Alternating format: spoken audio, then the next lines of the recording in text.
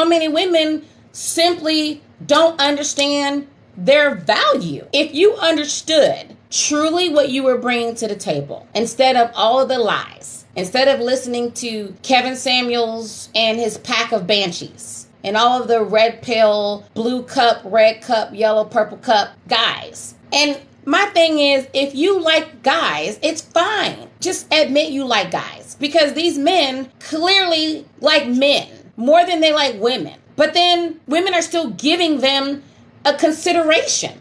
Who gives a fuck what they say? Because real men, when they fall in love with you, baby, they're going to love you and their kids and your kids. My husband took my kids in and basically adopted my kids as his own, provided for my kids, protected my kids, helped me raise my kids, love my kids. Like, he was doing all the wonderful dad stuff. That's what a good man who's in his masculine energy does. And when you're dating these feminized boys, there's no way you can safely sit in your feminine energy.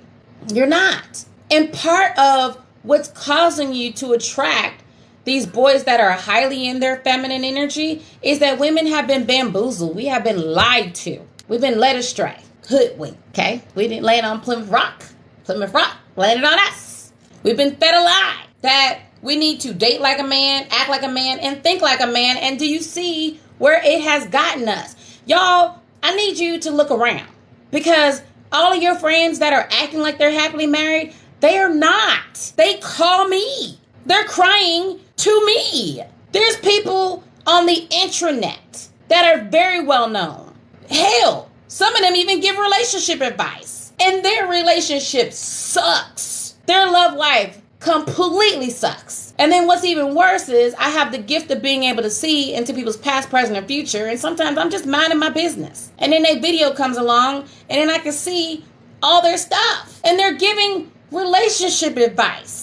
And they're not telling you that they're addicted to pills. They're not telling you that they cry from loneliness at night because a guy slept with them and got up out the bed and left when she wanted him to stay and hold her. They're not telling you that they don't like themselves and that they don't feel worthy of having a healthy, loving relationship. Y'all got to be careful with what you are eating mentally. You have to be careful, because you're not eating their words, you are eating their intentions. And it's showing up in your life. It's showing up in your life. Let's try this again. Let's try this again. Ma'am, come here, ma'am. Let's try this again, ma'am. Come on. You didn't hear me the first time, ma'am. Come here, ma'am. Come here. Come here. Ma'am, listen to me, ma'am. There are 7.8 billion with a B. Okay? Like all of these eyes, like B eyes. There's 7.8 billion people on this planet, ma'am. If you split that number in half, at least 3 billion of them are men. If you just narrowed it down to 1 billion, ma'am, there are plenty of other fish in the sea. Why in all of hell would you want a man who does not want you? That's the $1 million question, ma'am. Do you know, ma'am? Do you know why?